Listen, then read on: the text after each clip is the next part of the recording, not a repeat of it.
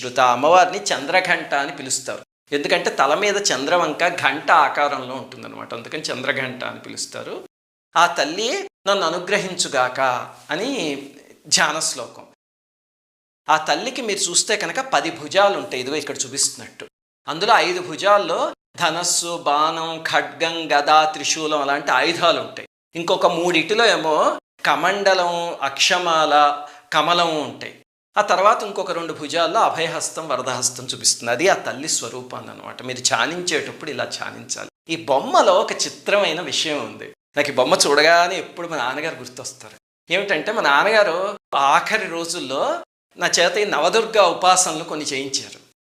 అప్పుడు ఎలా ధ్యానం చేయాలో నేర్పించడానికి ఇదిగో గీతా ప్రెస్ వాళ్ళ నవదుర్గల పుస్తకం తెప్పించారు. చాలా ఉపయోగకరమైన పుస్తకం, అందరూ కొనుక్కోండి. 10 రూపాయలు 15 రూపాయల పుస్తకం, చాలా ఉపయోగం.